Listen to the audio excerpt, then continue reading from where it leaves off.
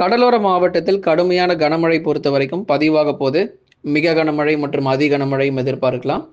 நிறைய பேர் பல கேள்விகள் கடந்த நாட்களில் கேட்டிருந்தீங்க. கண்டிப்பாக தொடர்ந்து பார்க்க போகிறோம்.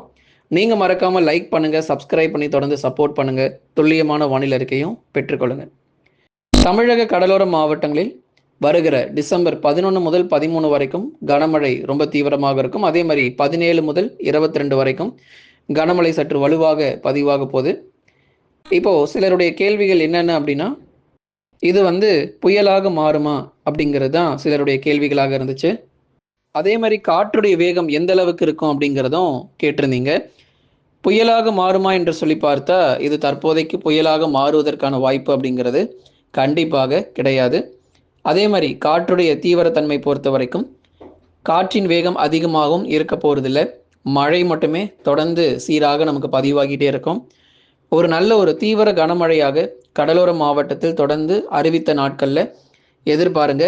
எந்தெந்த பகுதிகளில் கனமழை வரும், எங்கெங்கெல்லாம் நமக்கு மிக கனமழை வரும், எங்கெங்கு அதி கனமழை வரும் அப்படிங்கிறத மிக தெளிவாக இந்த வானிலை அறிக்கையில் கேட்க போகிறோம். இது வரைக்கும் கேட்காதவங்க தயவுசெய்து கடைசி வரைக்கும் வானிலை அறிக்கை கேட்டு நீங்கள் பயன்பெற்றுக்கொள்ளுங்க. அதே மாதிரி தொடர்ந்து சப்ஸ்கிரைப் பண்ணி சப்போர்ட் பண்ணுங்கள். முதலாவதாக வட தமிழக கடலோர மாவட்டங்கள் சென்னை, திருவள்ளூர், காஞ்சிபுரம், செங்கல்பட்டு, கேடிசிசி என்று சொல்லக்கூடிய இந்த 4 மாவட்டங்களிலும் மிக கனமழையானது கண்டிப்பாக இருக்கும். கனம் முதல் மிக கனமழை இருக்கும். பெரும்பாலும் 90% கனமழையாகவே பதிவாகிறோம்.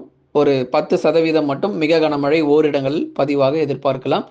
அதுக்கப்புறம் கடலூர், விழுப்புரம், புதுச்சேரி, காரைக்கால், கள்ளக்குறிச்சியில் டிசம்பர் 10 வரைக்கும் வானம் ஓரளவு மேகமூட்டமாகவும், அதன் பிறகு டிசம்பர் 11 மாலை இரவிலிருந்து மழை தீவிரம் அதிகரிக்க ஆரம்பித்து டிசம்பர் 12 மற்றும் 13 தேதிகளில் மிக கனமழையாகவும், ஓரிரு இடங்களில் அதி கனமழையாகவும் எதிர்பார்க்கலாம். இந்த செங்கல்பட்டு பகுதிகள், விழுப்புரம், கடலோர பகுதிகள், கடலூர், புதுச்சேரி, விழுப்புரத்தில் மறுபடியும் அந்த கன முதல் மிக கனமழை தீவிரமாகவும், சில இடங்கள் அதி கனமழையும் எதிர்பார்ப்புகள் இருக்குது.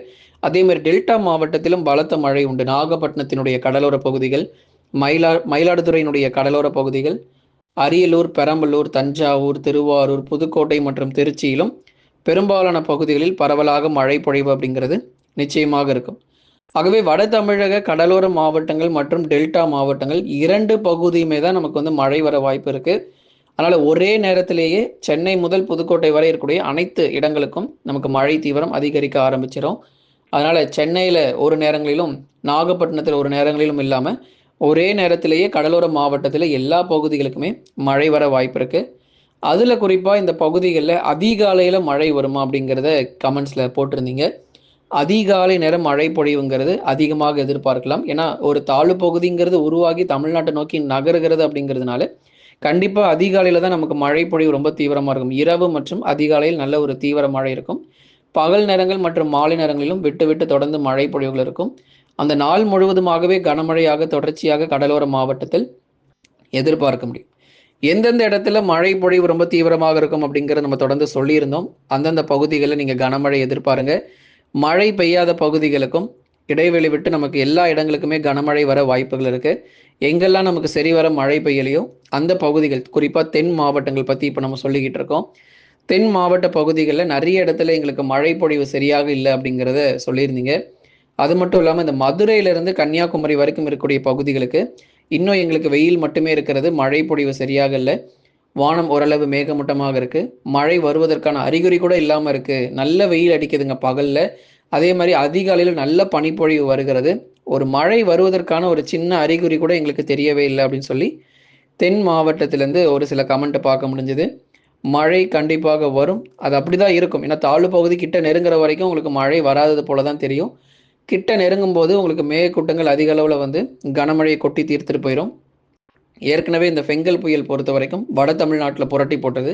அதே மாதிரி தென் தமிழ்நாட்டிற்கு ஒரு புயல் வருமா அப்படின்னு நிறைய பேர் கேட்டு வந்தீங்க. கஜா புயல் மாதிரி, இல்லை ஒக்கி புயல் மாதிரி ஏதாவது தென் மாவட்டத்திற்கும் நல்ல ஒரு தீவிரமான ஒரு புயல் சின்னங்கள் ஏதாவது வந்து போகுமா அப்படின்னு கேட்குறீங்க.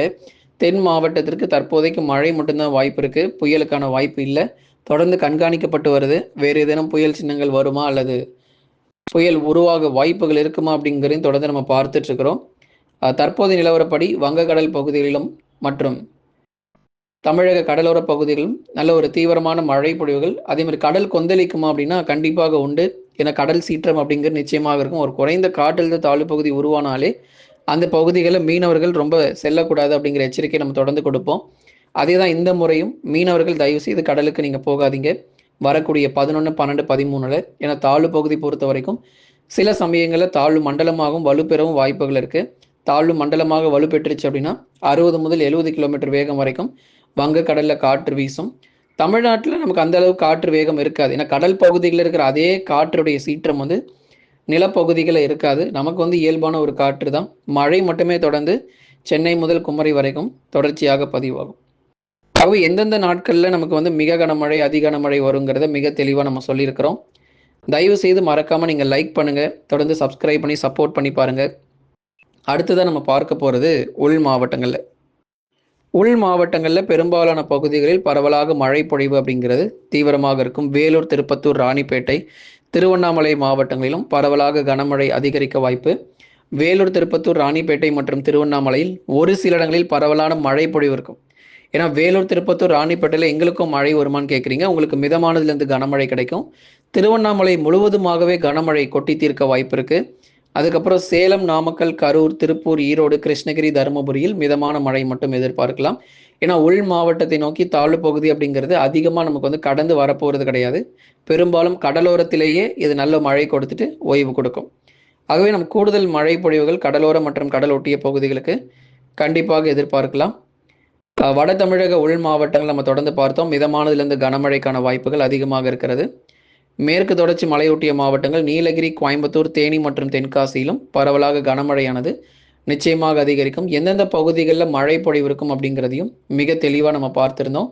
ஒரு தொடர் மழையாகவே பெரும்பாலான பகுதிகளில் இந்த கனமழை காத்திருக்கும். எந்தெந்த இடங்களுக்கு நமக்கு பலத்த மழை பொழிவு இருக்கும் அப்படிங்கிறதையும் மிக தெளிவாக நம்ம சொல்லியிருக்கிறோம். அந்தந்த மாவட்டத்தில் அந்தந்த இடங்களில் அடுத்தடுத்து வரக்கூடிய தேதிகளில் சரியாக நமக்கு மழை தொடங்கி சரியாக இந்த வடகிழக்கு பருவமழை முடிய வாய்ப்பு இருக்குது. 2 சுற்று மழை பொழிவும் நம்ம உங்களுக்கு சொல்லியிருக்கிறோம். 11 முதல் 13 வரைக்கும், அதே மாதிரி 17 முதல் 23 தேதிகள் வரைக்கும் இந்த மழை பொழிவு சொல்லியிருக்கக்கூடிய இந்த தேதிகளில் மேற்கு தொடர்ச்சி மலையொட்டிய மாவட்டத்திலும் கண்டிப்பாக எதிர்பார்க்கலாம். ஆகவே மேற்கு தொடர்ச்சியில் வந்து மிதமானதுலேருந்து கனமழை தான். பெரிதளவில் வந்து வெள்ளப்பெருக்கு ஏற்படுற அளவுக்கு மழை எதுவும் இல்லை. ஆனால் டெல்டா மாவட்டத்தில் வந்து டெல்டா மாவட்டங்கள் வட தமிழக கடலோர மாவட்டத்தில் மிக கனமழை முதல் அதி கனமழை வரைக்குமே கூட இருக்கும். அப்படிங்கிறதுனால சற்று கவனமாகவும் எச்சரிக்கையாகவும் இருந்துக்கோங்க. ஏன்னா இங்கேயும் நமக்கு பலத்த மழை பொழிவு அப்படிங்கிறது மிக தீவிரமாக இருக்கும். துல்லியமான வானிலை அறிக்கை ஒவ்வொரு நாளும் உங்களுக்கு நம்ம அறிவிப்புகளை கொடுத்துக்கிட்டே தான் இருக்கிறோம். இனி வரக்கூடிய நாட்களிலும் இடைவிடாத மழை பொழிவுகள், பருவமழையினுடைய தீவிரம் நமக்கு ஜனவரி பொங்கல் வரைக்குமே கூட எதிர்பார்க்கலாம். பருவமழையினுடைய தீவிரம் கண்டிப்பாக குறையாது. ஏதோ ஒரு சில நாட்கள் வெயில் வரதை பார்த்துட்டு பருவமழை அவ்வளோதான் முடிஞ்சிருச்சு போல, இதுக்கு அடுத்தலாம் நமக்கு மழையே வராது அப்படின்னு சொல்லி தவறாக நினச்சிடாதீங்க. இதற்கு அடுத்து தான் நமக்கு மழை தீவிரம் அப்படிங்கிறதே ரொம்ப அதிகமாக இருக்கும். வடகிழக்கு பருவமழையும் சற்று வலுவாக காணப்படும் அப்படிங்கிறத நினைவில் கொள்ளுங்க. இன்னும் அடுத்து வரக்கூடிய ஓரிரு நாட்களில் மழை தொடங்கி பல்வேறு மாவட்டங்களில் கனமழையானது மிரட்ட தொடங்கிடும். நீங்கள் மறக்காமல் லைக் பண்ணுங்கள், சப்ஸ்கிரைப் பண்ணி தொடர்ந்து சப்போர்ட் பண்ணி பாருங்கள்.